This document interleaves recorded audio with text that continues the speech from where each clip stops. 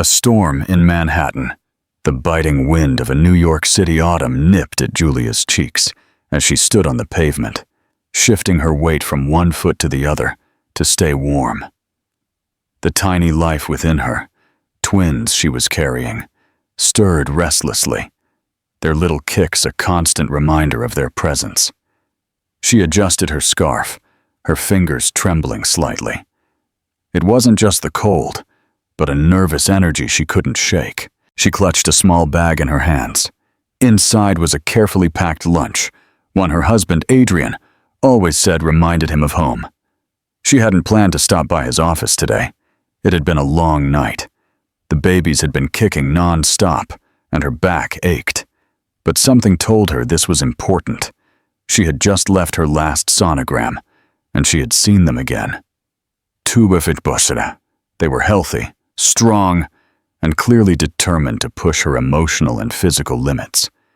She smiled to herself, a quiet joy bubbling up. She couldn't wait to tell Adrian in person. He had seemed distant lately, distracted. But she chalked it up to the usual pressure of running a massive corporation.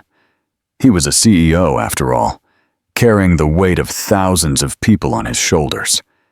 That was why she had chosen to show up today, unannounced, with a warm lunch and good news. To remind him that some things were bigger than power and stress. Things like family. The receptionist greeted her by name and waved her toward the elevator, no questions asked. Julia knew the way by heart. The top floor, far from the chaos of daily operations, where Adrian kept his immaculate private office.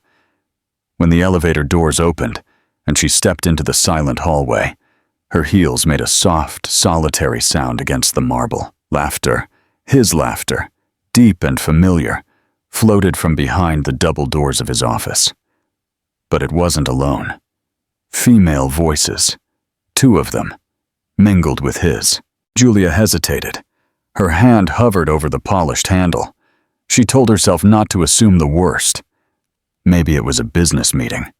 Maybe his assistant had company. She pushed the door open slowly, her heart still calm, her breath steady. But what she saw inside stole the air from her lungs like a physical blow to the chest. Adrian sat relaxed on his office couch, his jacket off, a drink in his hand. Next to him, a woman had her hand on his arm. Another laughed a little too close, a casual, familiar intimacy that had no place in the life he had promised Julia. He didn't see her at first. They were too engrossed in their flirtation, their closeness, the unspoken intimacy that was a world away from the vows he had made. When he finally looked up, it was slow, casual, as if he expected another assistant or employee.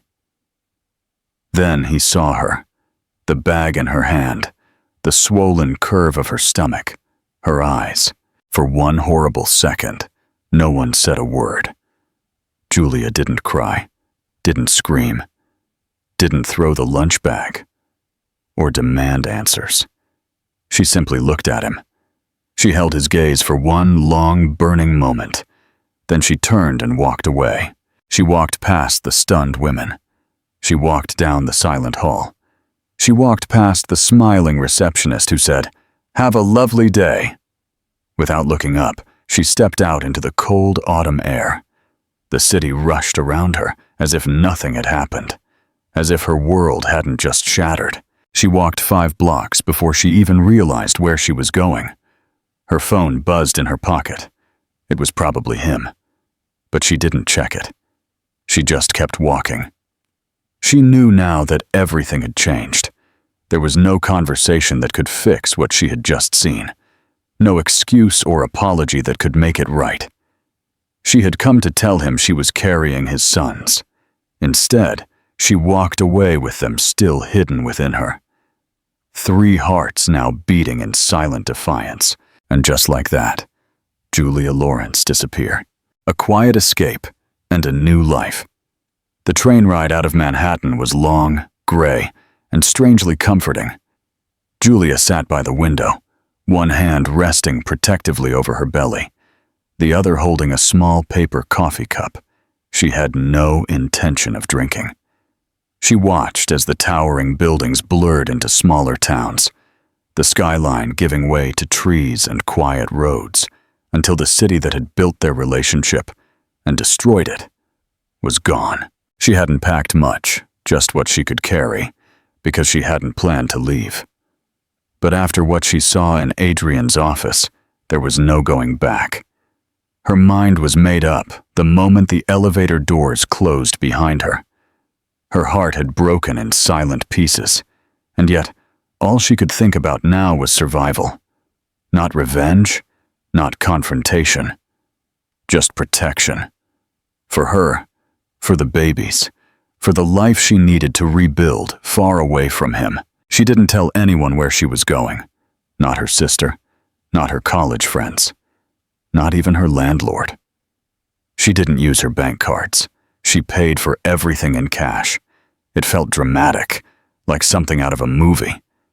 But the truth was, she didn't trust that Adrian wouldn't come after her, not because he loved her, but because his pride might compel him to fix what he had broken for the sake of appearances. Julia wasn't interested in being saved. She was interested in never being betrayed again. She found a small cabin for rent 2 states away, on the outskirts of a quiet coastal town in Maine. The place was old, with creaking floors and a leaky faucet, but it was peaceful. There was a pine tree in the front yard, and seagulls that called to each other in the morning. It was nothing like the penthouse she had once shared with Adrian, but here she could breathe, truly breathe. She found a local OB/GYN who asked no questions about why she had moved in the middle of a pregnancy. She found a second-hand crib on Facebook Marketplace, and she assembled it herself, piece by wobbly piece, while the twins kicked gently inside her. She didn't cry during those long nights, not because she wasn't broken, but because she didn't want her babies to feel her sadness. She told them stories while lying on her back, her hands on her stomach, imagining what their faces would look like.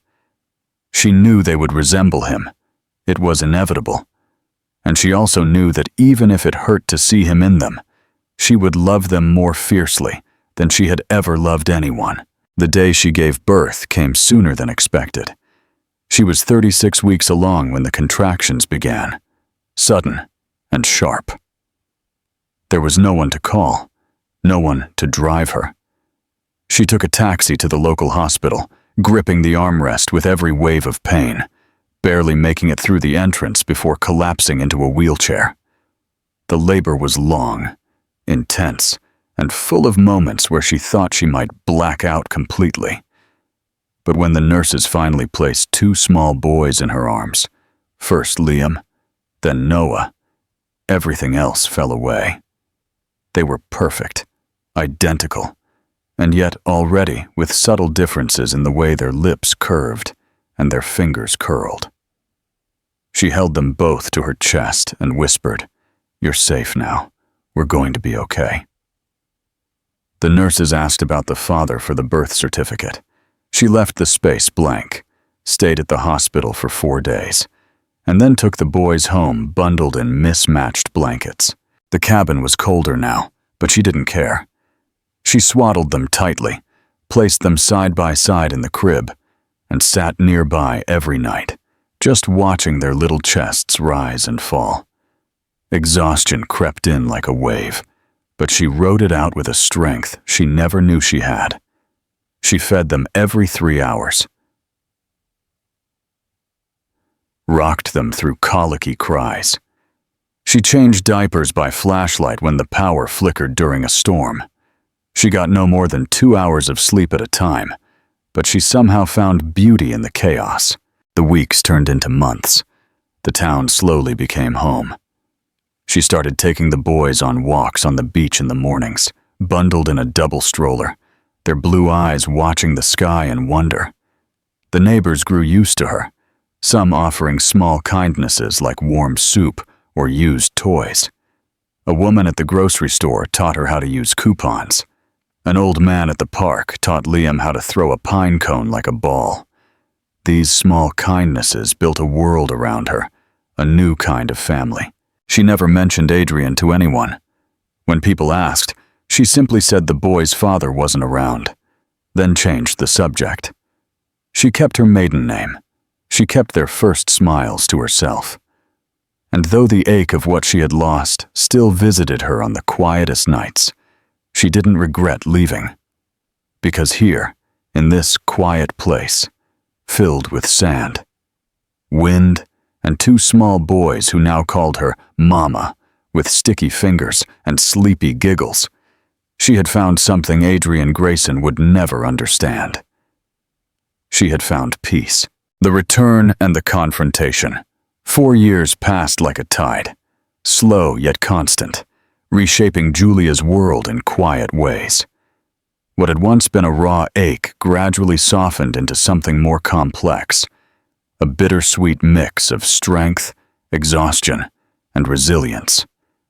The small cabin that once felt like a hiding place had become a real home. The cracks in the walls no longer bothered her. The floors still creaked under her feet, but the sound had become familiar, even comforting. Most mornings began before the sun was up, when 2 pairs of small feet would pad noisily down the hall and climb into her bed, burrowing under the blankets with cold toes and tangled hair. Liam and Noah, now 4, had grown into bright, inquisitive little boys. They were inseparable. They talked constantly over one another, always trying to outsmart her, and always asking questions about everything from why the ocean moved to why she always smiled when they said, "I love you." They were beautiful, and the resemblance to Adrian only grew stronger with time. Sometimes it would catch her off guard. His piercing blue eyes, his small, defiant chin, the way they tilted their heads when they didn't understand something. There were days it was hard to separate her memory of their father from their own presence. But they weren't him. They were hers. They had been shaped by her values, her love, her patience, and her humor. They knew nothing of betrayal or disappointment. She had made sure of that. Julia worked part-time at a local bookstore now, where the owner let her bring the boys after preschool on quiet afternoons. They would sit in the children's section while she restocked shelves or helped a customer find an obscure title. The town had taken them in. The librarian knew their names. The barista at the coffee shop knew she preferred decaf with oat milk. She had built a quiet, small life, full of routines that gave her comfort. It wasn't glamorous, but it was real, and it was hers. Still, there were moments the past would come crawling back. A headline online, a passing conversation, an old memory triggered by a smell or the feel of an expensive fabric. She didn't allow herself to Google Adrian, though the temptation had been there more than once. She didn't want to know what he had become, if he had found someone else, if he had other children. She told herself it no longer mattered, but deep down, a small sliver of hurt still lived inside her. Not because she missed him, but because he hadn't even looked for them. He had let her go while she was pregnant with his sons, and he never once tried to find out where they had gone. Then, the invitation came. She found it in her mailbox one afternoon, sand still clinging to her sandals from a walk on the beach, a thick envelope with a gold seal and her full name printed in script. She almost didn't open it, but curiosity and instinct warred with her caution. Inside was an invitation to a high-profile charity gala, an annual event she had attended before, a long time ago, when she still lived in Manhattan as Adrian Grayson's wife. She almost laughed. Was it a mistake? A cruel joke? Or, worse, a test? It didn't say who had sent it, but she knew. Her fingers trembled as she held it. She hadn't seen his name or his face in years, and yet, every cell in her body remembered the way he spoke, the way he stood, the exact tone of his voice when he said the words that made her leave. "Pregnant? I don't need that." She could still hear it, as if it had just happened. And now, after 4 years of silence, an invitation? She wanted to throw it away, to shred it to pieces and pretend it had never come to her door. But something inside her stopped her. Maybe it was pride. Maybe it was curiosity. Or maybe it was for her sons. Liam and Noah had never known their father. They didn't even know he existed. And a part of her, the part that ached on their birthdays when she fulfilled both parental roles alone, wondered if they deserved at least a single truth. She didn't RSVP right away. She left it on the kitchen counter for 5 days. She looked at it every morning while she poured cereal, every evening while she packed school lunches. On the 6th day, she made a decision. If Adrian Grayson wanted to see her again, then he would. But he wouldn't be seeing the version of her he once knew. He wouldn't find the young, vulnerable, trusting woman who brought him lunch and news of his twins. He would see the mother, the protector, the woman who had built a life from nothing and had turned heartbreak into strength. And she wouldn't come alone.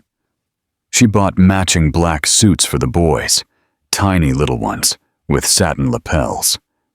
She chose a soft, cream-colored dress for herself, one that made her feel powerful and elegant. She braided her hair the way she used to before she got lost.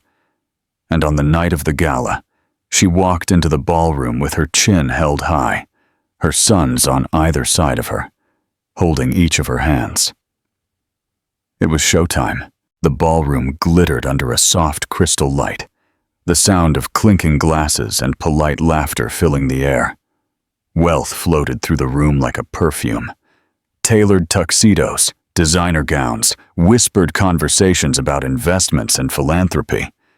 Adrian Grayson was near the center, surrounded by admirers, business partners, and acquaintances, who all saw him as the untouchable golden boy. His black suit was impeccable, his hair perfectly coiffed, and his cold blue eyes scanned the room with the practiced detachment of a man used to getting what he wanted. He was there more out of obligation than desire. These events had long ago lost their thrill for him. The drinks all tasted the same, the compliments blurred together, and the people who asked for photos were no longer interested in him as a person, only in what he represented. Once that thought flattered him.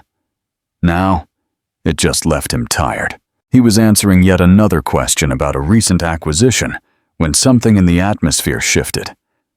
An almost imperceptible hush spread among the nearby guests. Heads turned, his assistant stopped mid-sentence. Adrian followed their gaze instinctively, his eyebrows raising slightly in polite curiosity, until his eyes met hers. Julia walked into the ballroom slowly but deliberately, her figure graceful and poised in a soft cream dress that made her look like she'd stepped out of a dream. Her long, dark hair was pulled back in a loose braid, her expression unreadable. But it was her eyes that stopped him dead in his tracks. They weren't angry. They weren't soft. They were steady, focused, and sure. And then he saw them. 2 small boys dressed in tiny, matching black suits held her hands on either side. They looked to be about 4 or 5. Their hair was dark, thick, and carefully styled, their cheeks flushed with the excitement of being in a new, glamorous place. But what truly unraveled Adrian inside were their eyes, mirrored reflections of his own. That impossible shade of icy blue that no one in his family, except him, had ever had. The noise around him faded into silence. Julia's gaze flickered to him for the briefest fraction of a second, acknowledging his presence with nothing more than a glance, before she turned her attention to her sons, kneeling down to straighten a jacket button and whisper something that made them both grin. Adrian couldn't move. He couldn't think. Everything inside him had gone completely still. His mind scrambled for logic. How? Was it possible? Could she have? No. He would have known. She would have told him. But then again, she hadn't said a word when she left. He had watched her go without even a parting phrase. He had assumed she was angry. Maybe she wanted space. He had told himself she was overreacting, that she would be back.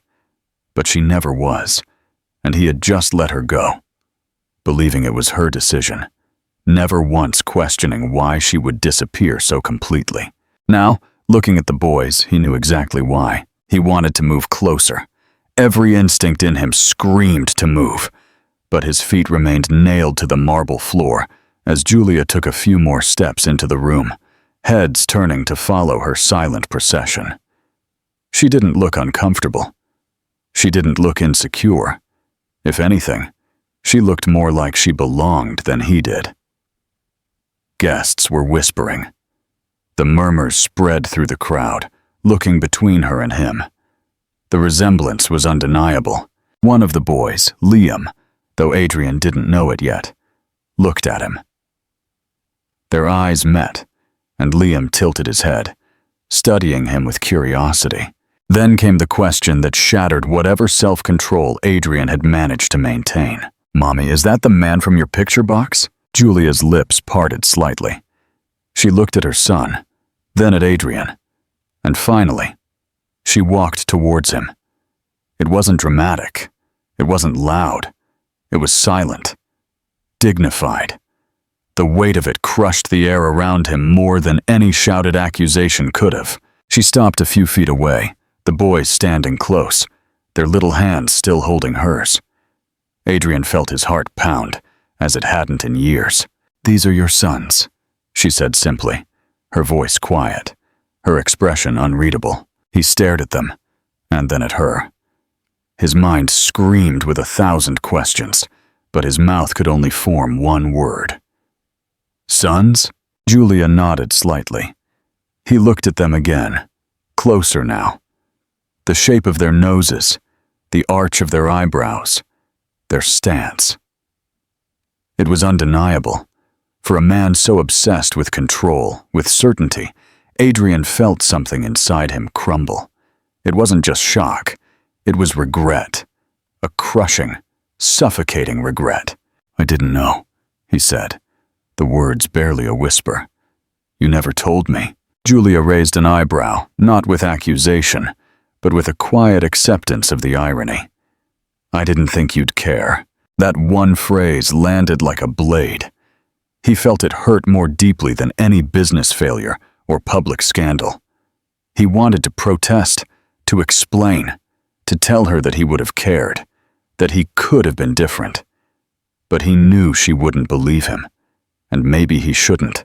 A quick glance around them solidified that Julia was ready, or nearly ready. The boys looked between the two of them, sensing something but not understanding. Julia knelt down beside them again and smiled. "Why don't you two go find some juice? I saw some near the dessert table." They nodded, still curious about the strange man who had made Mommy go quiet, but trusting her enough to run off. Now they were alone. Adrian looked at her again. He really looked at her. She was not the woman he remembered. She was stronger, more grounded, more resilient. And he was not the man she once loved. "Why now?" he asked quietly. She exhaled. "I didn't come for you," she said honestly. "I came to show myself that I'm not afraid of you anymore." Adrian nodded slowly, understanding in that moment something he hadn't been ready to understand before. She didn't need anything from him. But maybe, for the first time in his life, he needed something from her. A path to redemption. Adrian didn't sleep that night. After the gala ended and the guests had gone, their murmurs still echoed in his ears. He stayed in the empty ballroom long after the lights had been dimmed. The image of Julia's face, steady and sure, and the two boys in miniature tuxedos, his sons, haunted him with an unrelenting clarity. He had faced mergers, lawsuits, and public scrutiny, but nothing had shaken him as much as the silent truth in her eyes. She hadn't come back angry. She hadn't come back begging. She had come back whole, self-sufficient, with the living proof of the family he had discarded. Back in his penthouse, the silence screamed at him. He walked from room to room, suddenly aware of how empty it all was. There were no toys on the floor, no small socks in the laundry, no drawings on the refrigerator. He sat on the edge of his bed, still in his suit, and replayed every moment from 4 years ago. Her standing in the doorway, the look on her face, the bag in her hand, his silence, his arrogance, the women laughing beside him. He had dismissed her without a word, assuming she would come back, because in his world, people always did. But she hadn't, and he had never gone after her. He didn't realize until now how much that had cost him. The next day, Adrian did what he never thought he would. He made contact. A mutual acquaintance had said hello to Julia at the event, and she mentioned she was living in Maine. It wasn't much, but it was enough. He didn't send lawyers. He didn't send a formal request. He sent a letter, handwritten, not typed, with no signature block or company letterhead. He told her he understood if she never wanted to see him again, but he would give anything for the chance to meet his sons. He didn't demand anything. He didn't mention custody or rights. He simply asked if she would meet him for coffee. Just once. No lawyers. No pressure. Julia didn't respond for 2 weeks. When she finally did, it came in the form of a short email. An hour, a place, a small coffee shop by the water in her town. No salutation, no emotion, just clear boundaries. But she agreed to meet. Adrian flew up the next morning and arrived hours early. He sat in the coffee shop with 2 coffees, checking the door every 5 seconds, not knowing what he would say. When Julia walked in, she looked tired, but still stunning. Her hair was pulled back, sunglasses tucked into her collar, a wrap coat pulled around her like armor. She didn't sit down right away. She just looked at him and said, "You have 10 minutes." He nodded, already knowing he didn't deserve more. He started by apologizing. Not with dramatic words, but with simple, direct ones. He told her he had been blind, selfish, and cruel, that he had failed to recognize what mattered until it was too late, that he wasn't asking for her forgiveness, but the chance to do better now, for his sons, if not for her. Julia listened. She didn't interrupt. She didn't soften, but she didn't leave either. When his 10 minutes were up, she sat down across from him. "I've raised them without you," she said. "They're healthy, smart, tentative, and happy. I don't need anything from you, but they might." Adrian looked up, cautiously hopeful. "I don't want to confuse them," she continued. "They know their story in a simplified way. But if I let you in, even a little, you need to understand. This has to be on their terms. You don't get to come and go. If you come in, you stay in." He swallowed. He nodded once and said, "I'm ready." She watched him for a moment longer and then pulled something from her bag. 2 crayon drawings folded in half. "They made these after the gala. This one's from Liam and this one's from Noah. They don't know who you are, but they both drew you." His hands trembled as he unfolded the papers. One showed a tall man in a black suit with a small boy on each of his hands. The other was simpler, just a big blue eye and a smiling face labeled "the man at the party." Adrian couldn't speak. "Dared. Can you meet them?" Julia said quietly. "But not as their father. Not yet. As someone new. A friend. They'll ask questions, and I'll answer them when they're ready." He nodded again, overwhelmed with emotion. "Thank you." Julia stood up. "Don't thank me. Show them." And with that, she was gone, leaving the drawings in his hands. Adrian stayed in the coffee shop long after she left. The weight of those small papers anchored him more than any deal or dollar he had ever held. He didn't know how to be a father. He didn't know if he was capable of becoming the man they needed. But for the first time in his life, he was willing to try. Not for pride. Not for redemption. but for two little boys who had drawn him into their world before he had even earned a place in it. A quiet beginning. The first meeting happened at a small park near Julia's cabin, under the golden leaves of early autumn. Adrian arrived early, dressed in simple clothes for the first time in years. Dark jeans, a navy sweater, and worn sneakers he had to dig out of the back of his closet. It felt strange without his usual armor of tailored suits and bespoke overcoats. But Julia had asked him to dress down to not overwhelm the boys. He waited near the playground, his hands in his pockets, trying to ignore his pounding heart as children played and parents chatted nearby. When he finally saw them, he felt like something in the world had stopped, just for a second. Julia walked slowly down the gravel path, holding each boy's hand. The twins wore matching jackets, their cheeks rosy from the breeze, their dark hair mussed by the wind. They looked around with the natural curiosity of children, unaware that their entire world was about to shift. Julia gave Adrian a small nod, but didn't smile. She knelt down next to the boys and whispered something, gesturing to him. Then she stood and said clearly, "Liam, Noah, this is Adrian. He's someone I used to know. He wanted to meet you." The boys looked at him with interest, but no fear.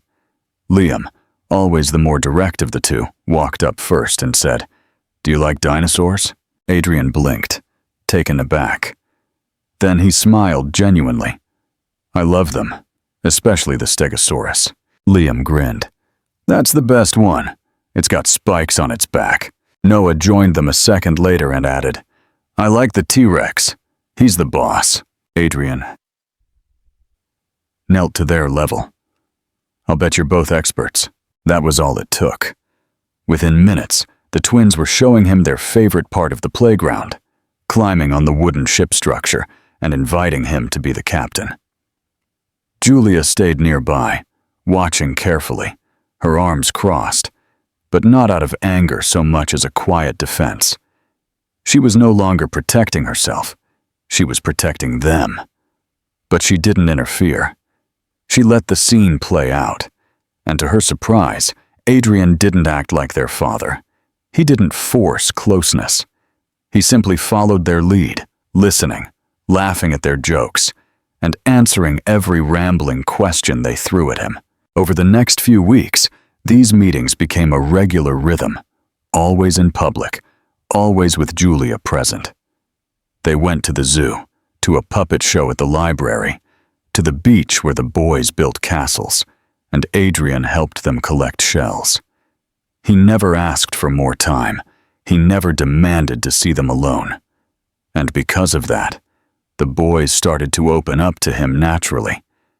They started saving up stories to tell him, running to him when they saw him, yelling, "Adrian!" with genuine excitement. It surprised Julia how easily they accepted him, and it surprised her even more how different he was. He didn't bring expensive gifts. He didn't make grand gestures. Instead, he showed up on time. He remembered the boys' favorite snacks. He asked how their week at school had gone, and he listened patiently to every long, winding story they told him. One day, Liam fell while running and scraped his knee. It was Adrian who picked him up, who comforted him, and who sang a silly little nursery rhyme until the tears stopped. Julia had to turn away, swallowing an emotion she hadn't expected. Still, she kept her guard up. One consistent month didn't erase 4 years of silence, but she couldn't deny the change in him. He was no longer the man who had dismissed her with a careless phrase. He was more quiet, more intentional, and even uncertain at times. That vulnerability, once so foreign to Adrian, was what made her begin to believe that this might not just be temporary. One late October afternoon, they lingered at the park later than usual. The sun had begun to set, casting a golden glow over the trees, and the boys were drawing in the dirt with sticks. Julia and Adrian sat on the bench, a few feet apart, watching them.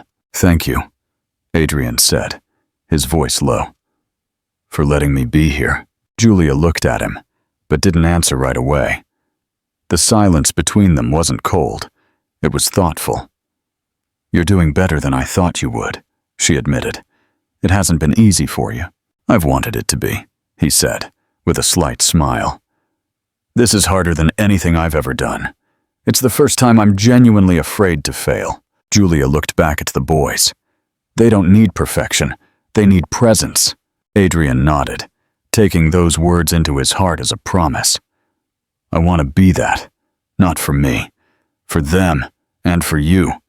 If you'll let me." She didn't answer right away, but her expression softened just enough to give him hope. That night, after they had said their goodbyes, and the boys had hugged him fiercely without any prompting, Julia stood by his car and said quietly, "You can come over to the house next time."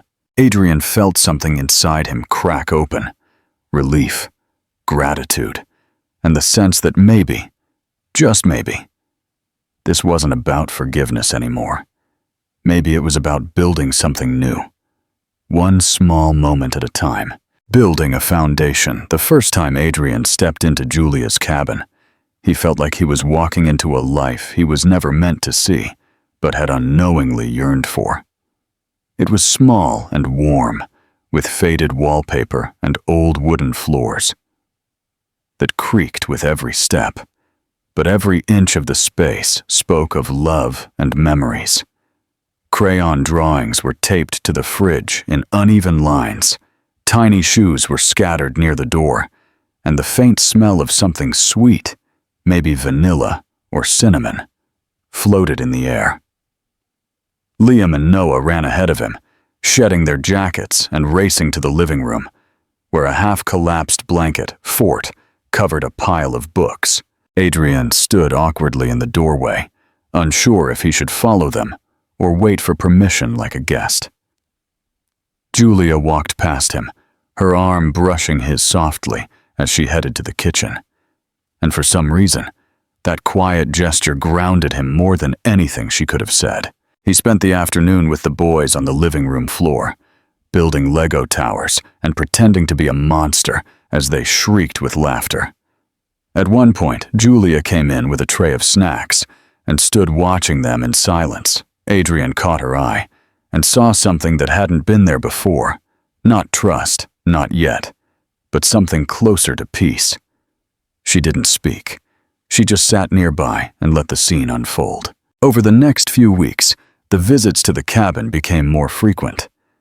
They were still cautious, but less formal. Adrian helped make pancakes on Saturday mornings, always burning at least one, to the boys' delight. He read bedtime stories, his voice awkward at first, then slowly warming up, as the twins demanded voices for every character. He stayed to fix a leaky faucet one day, then came back the next day to replace a broken porch step. Julia didn't ask him to do any of it, and he never acted as if it earned him anything. But each gesture became a silent offering. One evening, after the boys were asleep, curled up in blankets on the couch, Julia and Adrian sat outside on the back steps, wrapped in coats, talking. The stars over the trees were unusually bright, and the night air carried the faint sound of ocean waves from far away.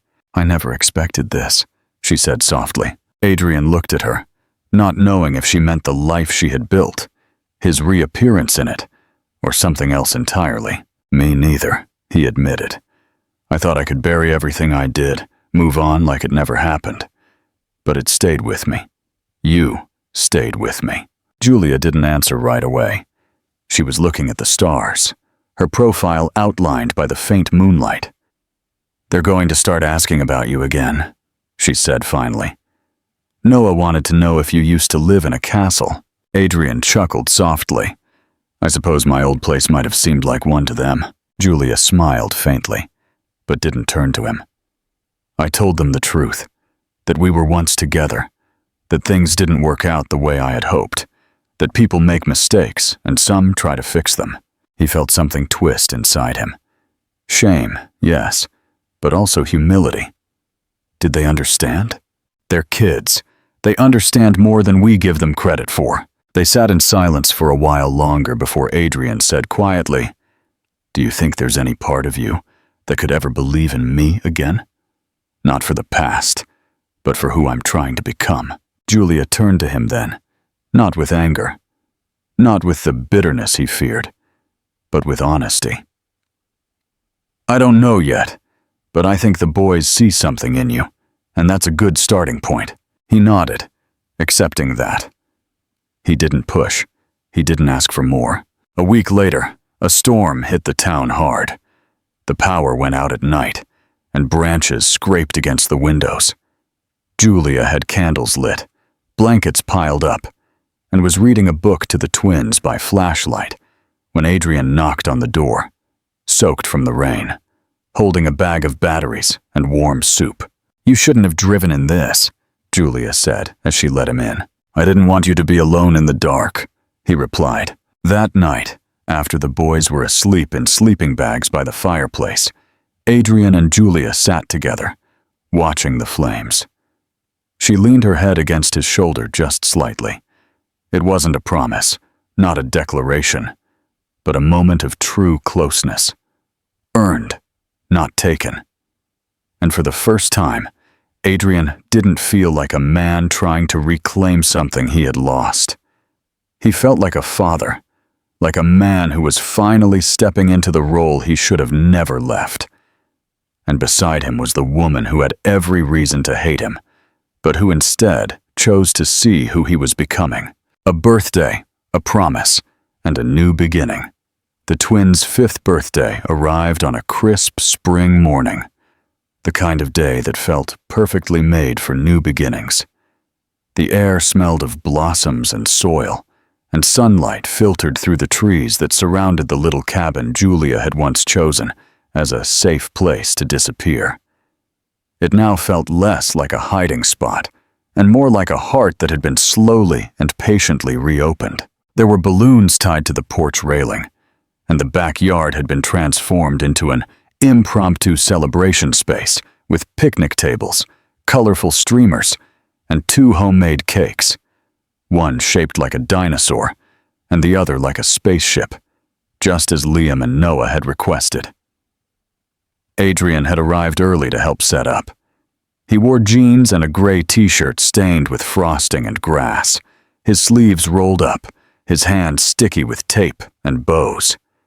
He moved with the easy rhythm of someone who had learned to stop trying to impress and start participating.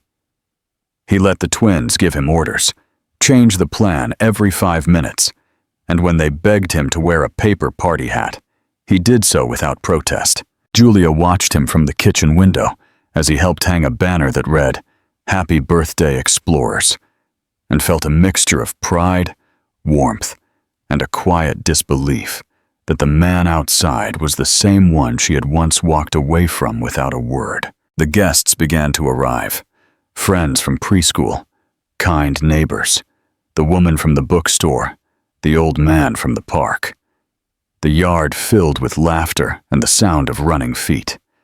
Liam and Noah moved through the crowd in superhero capes, their cheeks flushed with joy, stopping occasionally to show off their presents or yell instructions to anyone willing to follow the rules of their mission. Adrian played every game they invented, crawled through cardboard tunnels, and pretended to be zapped by invisible lasers. Julia poured punch and answered questions, and refilled bowls of chips. But every time she saw Adrian lift one of the boys onto his shoulders or gently tie a shoelace, her heart squeezed with something she couldn't name. As the sun began to set and the children gathered for cake, Julia lit the candles slowly, one for each year they had made it through together. Adrian stood right behind the boys, his hands gently on their shoulders. When everyone sang Happy Birthday, Julia watched as the twins closed their eyes, made silent wishes, and blew out the flames in unison. The applause and cheers that followed were almost loud enough to drown out the break in her voice when she whispered, "We did it." Later that night, after the guests had left, and the backyard was a silent mess of paper plates and popped balloons, The four of them sat on a quilt under the stars. Liam and Noah were sleepy and sugared out, curled up against each of their parents, their capes still tied around their necks, their eyes heavy but resisting sleep, the way kids do when everything feels too magical to end. Adrian had one arm protectively around both boys, and his other hand reached across the space between them to find Julia's. She didn't pull away. Instead, she laced her fingers through his, and in that small gesture, something permanently shifted. No grand speech, no declaration, just a hand finding its way home. They sat there in silence for a while until Noah murmured, "Are you sleeping over tonight, Adrian?" Julia opened her mouth to answer, but Adrian spoke first, his voice soft and sure. "If your mom agrees, I'd love to." Liam turned his head, blinking up at Julia. "Can he?" "Please?" She looked at them, then at Adrian. And this time, when she smiled, it wasn't cautious, it wasn't guarded. It was full and real. "Yes," she said simply. "He can." The boys cheered weakly before falling asleep, their heads resting on shoulders that had finally learned how to carry them. That night, Adrian tucked them in and stayed up late with Julia, the two of them sitting on the porch, long after the candles were out and the cake was put away. They talked in low voices, honestly, about everything that had happened and everything that might still be to come, with no promises, no pressure, just the truth. In the quiet hours of the morning, Adrian looked out at the backyard, now empty, but still glowing with the memory of laughter and whispered secrets. "I never thought I'd get to be a part of this," he said. Julia looked at him and said, "You didn't just show up, Adrian. You earned your way back." And in that moment, with the moonlight casting silver shadows and the gentle rhythm of his son's breathing echoing through the house, they both knew that this wasn't the end of the story. It was the beginning. Interactive questions. The story describes Adrian's journey from a man motivated by pride and ambition to one driven by love and humility. What specific actions or moments do you think were most critical in his transformation? Julia's decision to finally let Adrian into their lives was a big one. Do you believe her actions were a sign of forgiveness, or simply a realistic choice made for her son's sake? Call to action. The next morning, Adrian wakes up in the cabin for the first time. What do you imagine his first day as a father truly looks like, now that he has a genuine second chance? Share your ideas, and let's continue the story.